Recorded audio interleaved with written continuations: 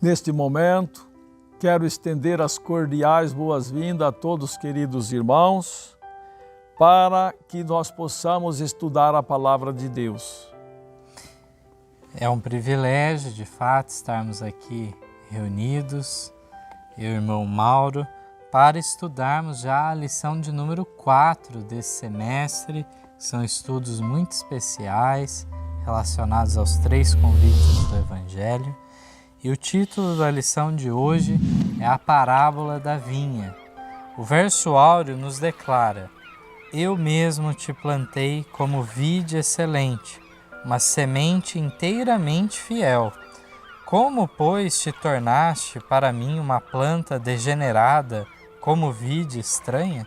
Jeremias 2:21. Então essa referência, a uma videira a qual o Senhor Deus planta, nós encontramos em várias passagens ao decorrer da Bíblia, falando desse cuidado, desse carinho de Deus e, por outro lado, os frutos correspondentes esperados por Deus não se efetuaram no meio do seu povo.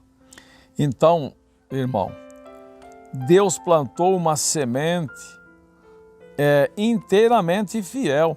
Como, pois, tornaste para mim uma planta degenerada como vida estranha? Vejamos, Deus plantou a vinha numa terra boa, inteiramente fiel.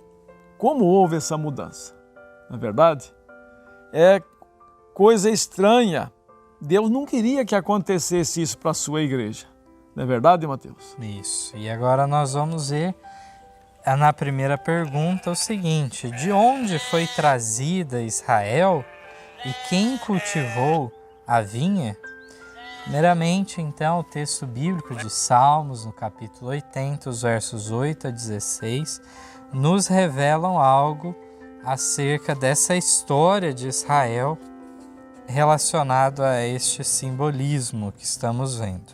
Diz assim: trouxeste uma vinha do Egito, lançaste fora os gentios e a plantaste. Preparaste-lhe lugar e fizeste com que ela deitasse raízes e encheu a terra. Os montes foram cobertos da sua sombra e os seus ramos se fizeram como os cedros de Deus. Ela estendeu a sua ramagem até o mar e os seus ramos até o rio. Por que quebraste então os seus alados, de modo que todos os que passam por ela a vindimam? O javali da selva a devasta, as feras do campo a devoram. Ó Deus dos exércitos, volta-te, nós te rogamos, atende dos céus e vê, e visita esta vide, e a videira que a tua destra plantou, e o ramo que fortificaste para ti. Está queimada pelo fogo, está cortada, pereceu pela repreensão da tua face. Quantos detalhes, então, já encontramos aqui nestes versos, nos trazendo a resposta para a primeira parte da pergunta: de onde foi trazido Israel? Do Egito. Veio do Egito. O povo de Deus que ele tirou com sua mão forte e poderosa do Egito. De lá veio essa vinha, plantada por Deus. E aí diz que lançou fora os gentios e plantou então na terra de Canaã. E aqui nós vemos que de fato chegou no momento então em que a cerca foi o quê? Desfeita. E agora as feras do campo, o javali, poderiam então ter entrado. Então, a cerca, como nós bem sabemos e vamos estudar mais sobre isso, sabemos que é a lei de Deus que traz essa proteção. E uma vez que se perde agora está sujeito a todos esses ataques externos e internos. A gente confere página 19, então, irmão. O próprio Filho de Deus foi enviado para instar com a cidade impenitente. Foi Cristo que trouxe Israel como uma boa vinha do Egito. Sua própria mão havia lançado fora os gentios de diante deles. Plantou-a em um outeiro fértil. Seu protetor cuidado cercara em redor. Enviou seus servos para cultivá-la. Que mais poderia fazer a minha vinha que eu não lhe tenha feito? Posto que, quando ele esperou que desse uvas, veio produzir uvas bravas. Ainda com esperança compassiva de encontrar frutos, veio em pessoa a sua vinha, para que porventura pudesse ser salva da destruição. Cavou-a em redor dela, podou-a e protegeu-a. Foi incansável em seus esforços para salvar esta vinha que ele próprio plantara. Nós vemos quem cultivou essa vinha. O próprio Deus cultivou essa vinha. Podou ela, cavou, estercou, cultivou muito bem ela para que ela produzisse que tipo de frutos, irmão Mateus? Uma uva doce, agradável ao paladar, né? Não uma uva azeda, sem sabor. Então, as boas obras que Deus esperava que seu povo realizasse não se concretizaram. E até um ponto importante, né, na plantação de uma vinha é a poda, né? Sim. Para justamente se conseguir o sucesso. Bons frutos, Bons né, frutos. E Deus fez isso. Deus fez a parte dele. Mas a parte que cabia ao elemento humano ficou aquém, infelizmente. Até ele disse, irmão, que mais se poderia fazer a minha vinha que eu não lhe tenha feito? Não faltou nada da parte de Deus. E agora vamos para a segunda pergunta, então. Que representação encontramos na figueira da parábola? Então aqui gostaria de ler 2 parágrafos do Parábola de Jesus, página 214, que nos trazem também esse relato que está em Lucas 13. Diz assim: um certo homem, prosseguiu ele, tinha uma figueira plantada na sua vinha e foi procurar nela fruto, não achando. E disse ao vinhateiro: eis que há 3 anos venho procurar fruto nessa figueira e não acho. Corta. Por que ocupa ainda a terra inutilmente? Lucas 13, versos 6 e 7. Os ouvintes de Cristo não podiam interpretar mal a aplicação de suas palavras. Davi cantara de Israel como uma vide tirada do Egito. Isaías escrevera, porque a vinha do Senhor dos Exércitos é a casa de Israel, e os homens de Judá são a planta das suas delícias. Isaías 5, verso 7. A geração a qual o Salvador tinha vindo era representada pela figueira, na vinha do Senhor, dentro do círculo de seus cuidados e bênçãos especiais. O irmão Mauro vai continuar já a leitura, mas aqui nós temos já essa informação do que seria esta figueira que foi plantada dentro da vinha. Aqui diz então que representava aquela geração em que Cristo veio. E ela então, em todo o período em que Jesus estava se manifestando no seu ministério, durante 3 anos, eles não o quê? Produziram fruto, estavam ocupando a terra inutilmente. Pode continuar, irmão. O propósito de Deus para com seu povo e as gloriosas possibilidades que tinham perante si, foram descritos nas belas palavras, a fim de que se chame árvores de justiça, plantação do Senhor, para que ele seja glorificado. Isaías 61:3. Jacó, agonizante, dissera de seu filho predileto, por inspiração do Espírito: José é um ramo frutífero, ramo frutífero junto à fonte. Seus ramos correm sobre o muro. E Gênesis 49, 22. Mais adiante, pelo Deus de teu pai, o qual te ajudará, e pelo Todo-Poderoso, o qual te abençoará com bênçãos dos céus de cima, com bênçãos do abismo que está debaixo. Gênesis 49, 25. Assim Deus plantara Israel como uma vide frutífera, junto à fonte da vida. Nós sabemos, irmão Mateus, no livro do Salmo diz que aquela árvore plantada junto às águas, ela dá o seu fruto na estação própria e as folhas não caem, e tudo quanto fizer prosperará. Nós vemos Jesus voltando da casa de Lázaro. Primeiro ele estava indo, passou pelaquela figueira e procurou fruto porque ela estava cheia de folhas, estava coberta de bonitas folhas. E como ele não encontrou fruto nessa figueira, ele amaldiçoou. Então, esta figueira representava a vinha do Senhor, a igreja de Deus, retratava a igreja de Deus, porque a figueira não tinha fruto, e isso Jesus fez o quê? Amaldiçoou ela. E agora a igreja de Deus, Deus plantou ela de tal forma para que ela produzisse bons frutos. Se der bons frutos, ficará. Se não der os frutos, será cortada. E agora vamos à terceira pergunta. O que o Senhor esperava de sua vinha?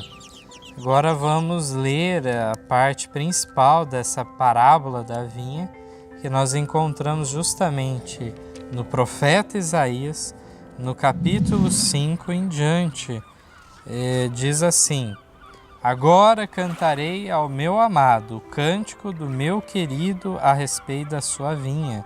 O meu amado tem uma vinha no outeiro fértil, e cercou-a, limpando-a das pedras, plantou-a de excelentes vides, e edificou no meio dela uma torre, e também construiu nela um lagar, e esperava que desse uvas boas, porém deu uvas bravas.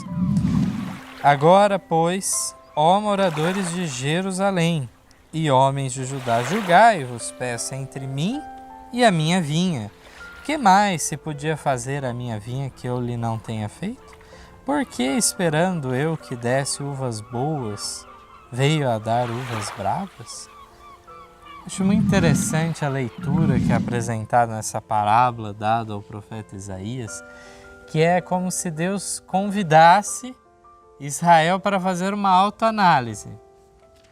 Raciocinem comigo, tal como lá em outra parte de Isaías também é feito esse convite, vinde e arrazoemos. E aqui é dito então o quê?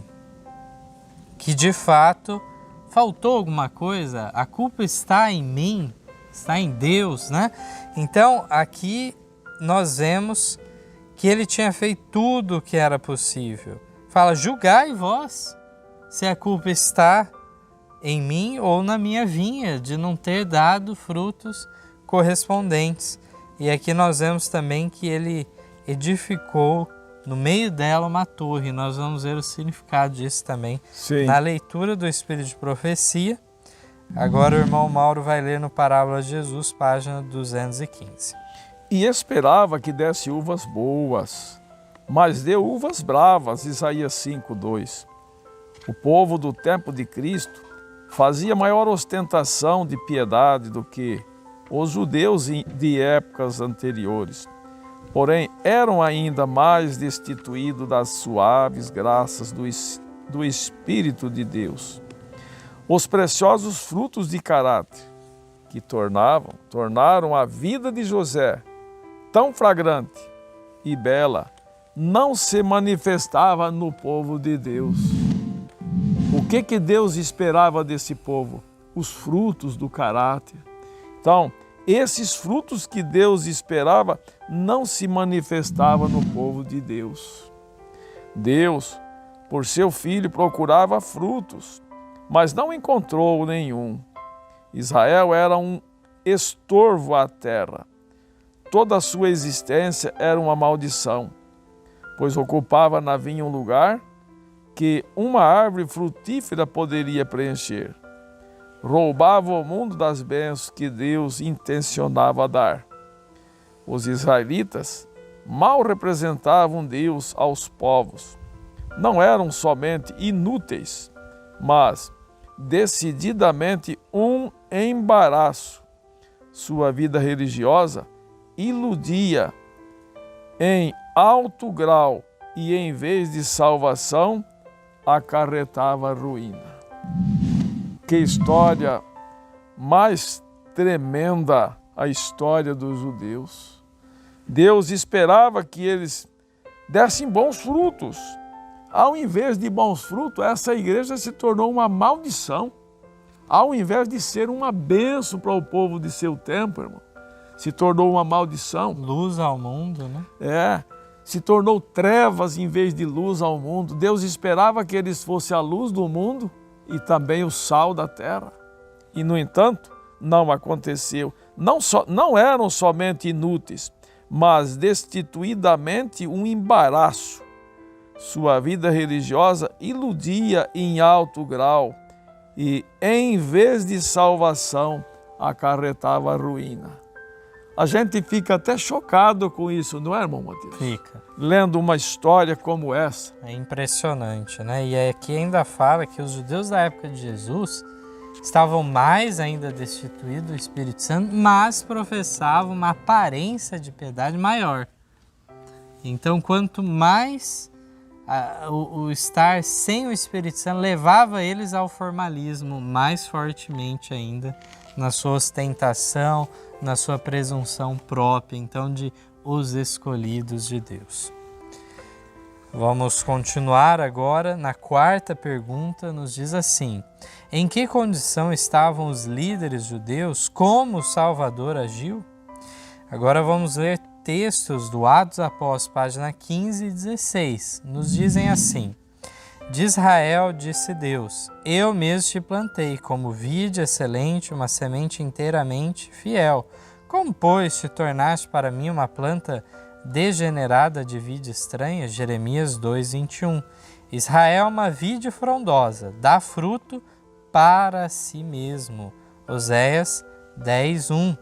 Os líderes judeus imaginavam-se demasiado sábios para necessitar de instrução, demasiado justos para necessitar de salvação e demasiado honrados para necessitar da honra que vem de Cristo.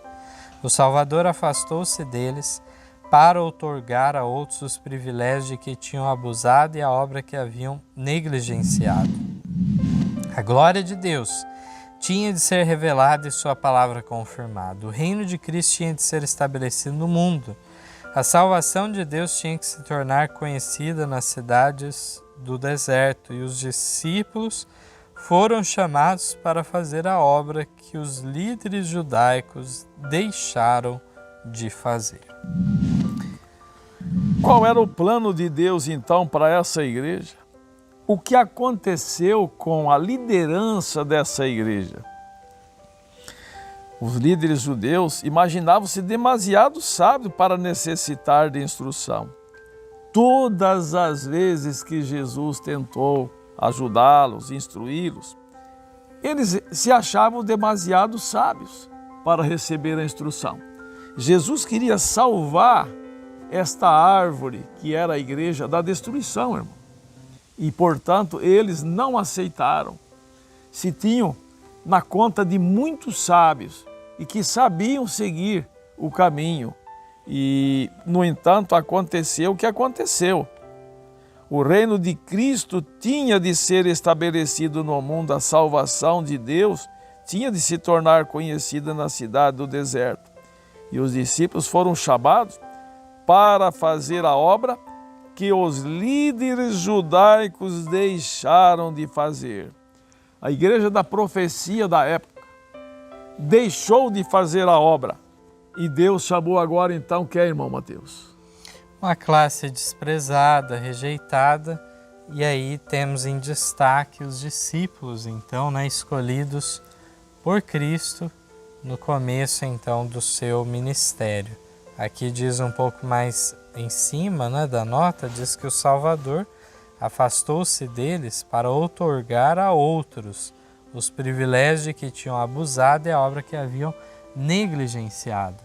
Então já era tempo de passar então para outros serem encarregados de darem o Evangelho eterno. No entanto, irmão Mateus, Israel desafiava terra e céu para desapossá-lo de seus direitos.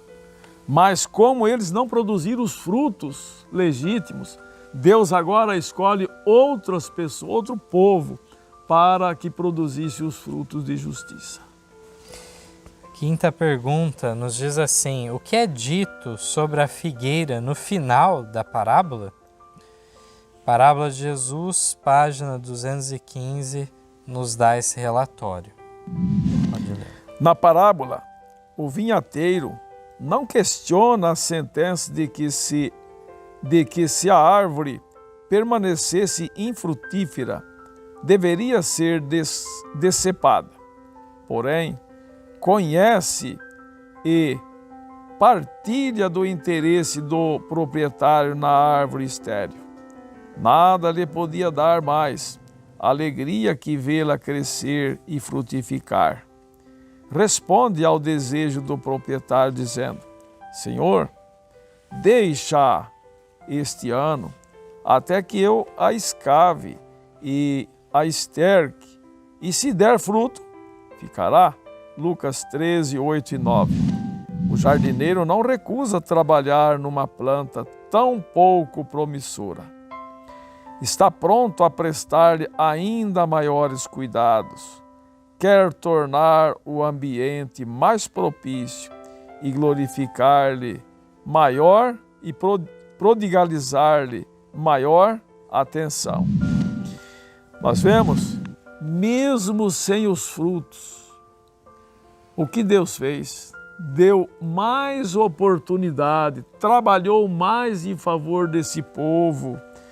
E aqui diz então que o vinheteiro, esse que vai fazer o trabalho do cultivo, então, ele não questiona o que o proprietário diz, que uma árvore infrutífera deve ser o quê?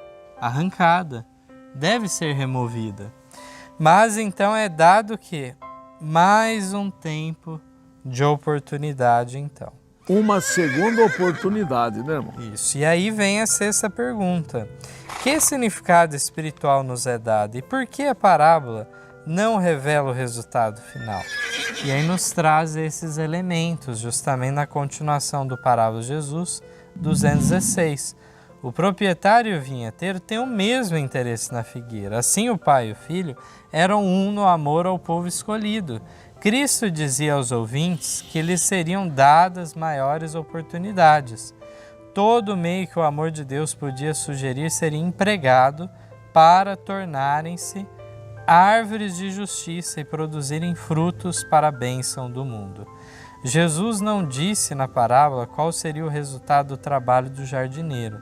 Neste ponto, interrompeu a história. A conclusão dependia da geração que lhe ouvia as palavras. À mesma foi dada a severa advertência: senão, depois a mandarás cortar. Dependia deles se essas palavras irrevogáveis seriam pronunciadas. O dia da vingança estava próximo.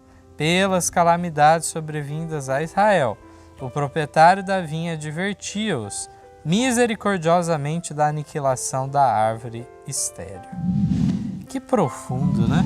Aqui todas as parábolas que Jesus conta tem o quê? Começo, meio e fim.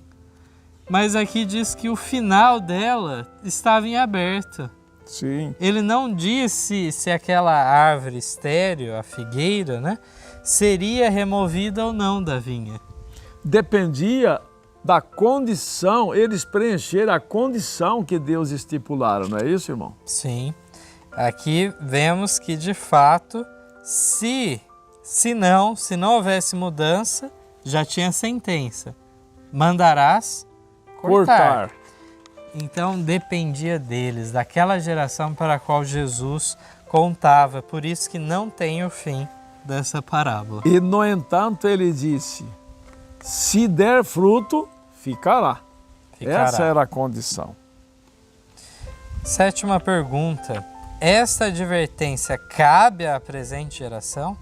Olha só que interessante, né? Teria então algo a ver conosco essa história que estamos vendo sobre Israel? Ou seja, com a igreja dos últimos dias? Sim. Irmão, pode Esta advertência é também dirigida a nós, que vivemos nesta geração. És tu, ó coração indiferente, uma árvore infrutífera na vinha do Senhor? Será esta sentença endereçada em breve a ti? Quanto tempo recebeste suas dádivas? Quanto tempo tem ele vigiado e esperado uma retribuição de amor? Que privilégio tens em ser plantado em sua vinha e estar sob a proteção do jornaleiro?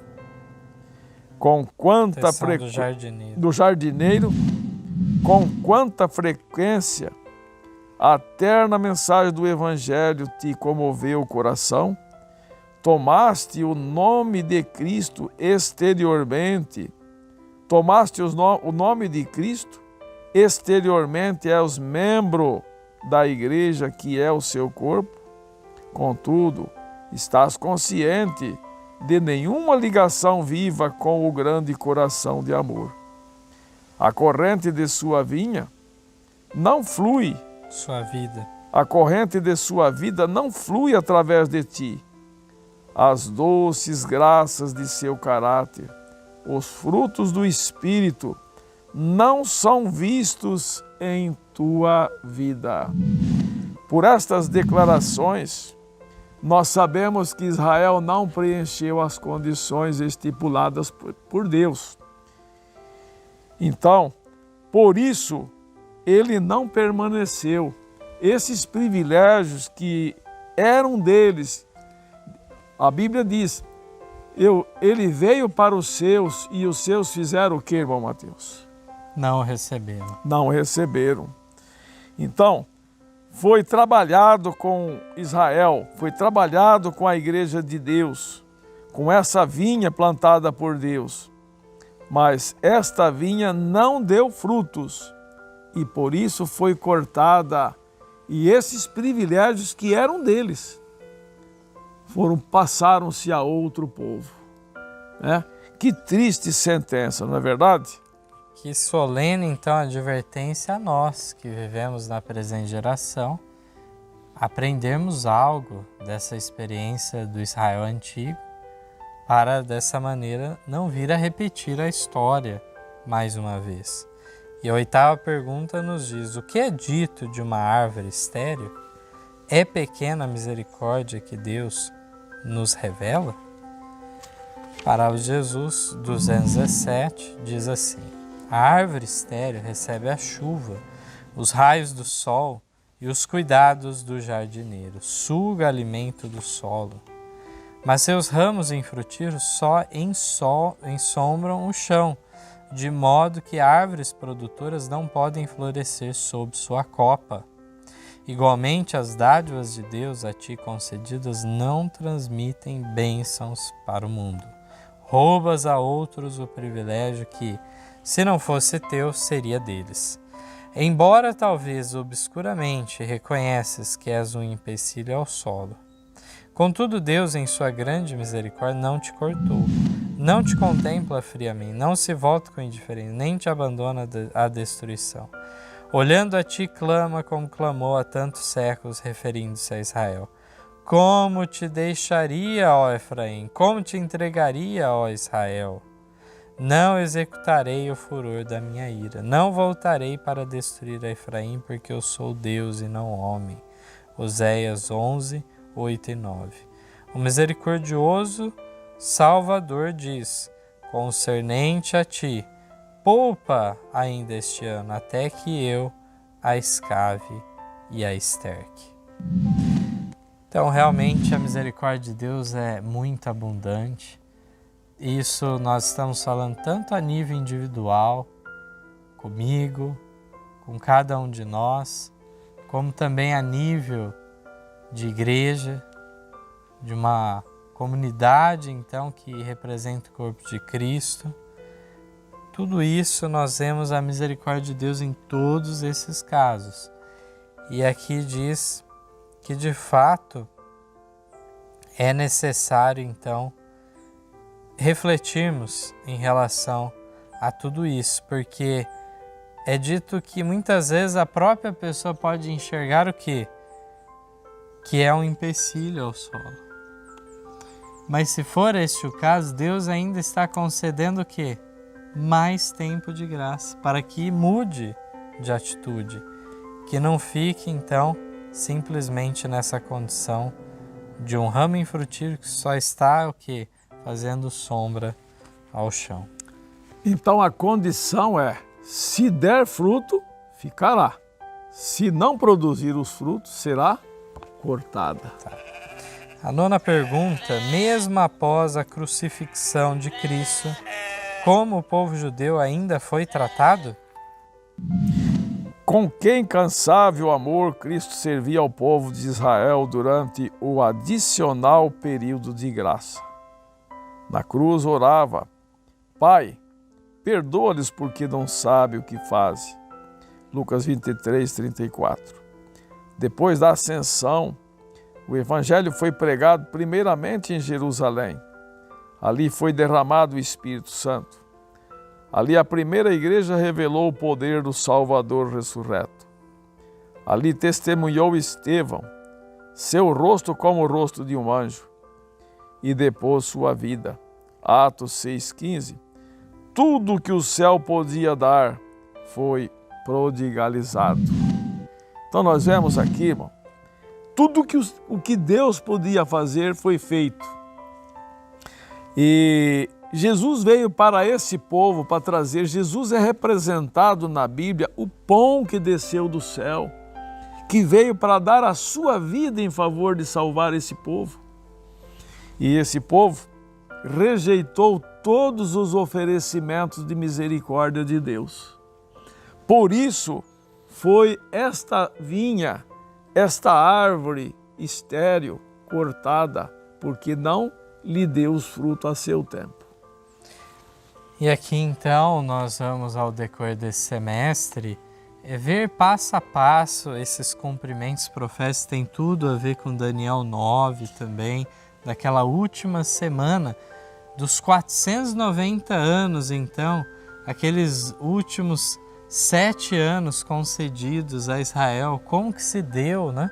E aqui nós vemos que, de fato, vamos estudar ao decorrer do semestre. Aqui temos em resumo este tópico, que mesmo depois de terem crucificado a Cristo e, portanto, o ministério judaico já ter sido também rejeitado por Deus, Deus ainda fez questão de conceder mais 3 anos e meio para o seu povo ser buscado de maneira preferencial.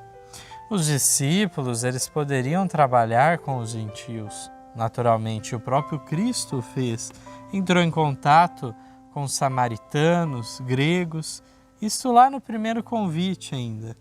Mas havia uma predileção de se buscar a que classe? As ovelhas perdidas da casa de Israel. Aqui nós encontramos neste 3 anos e meio da morte de Cristo até Estevão, então, sendo apedrejado.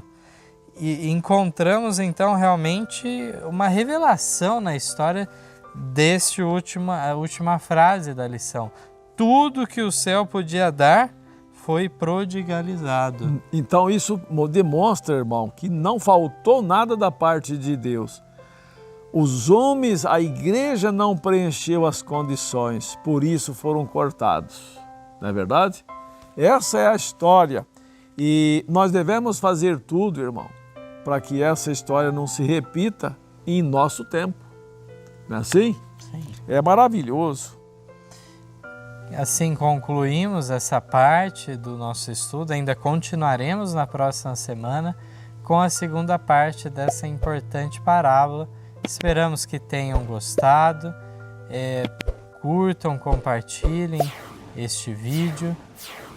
Que haja maior relevância então para esse vídeo, mais pessoas sejam alcançadas por essas solenes mensagens que estamos aqui apresentando.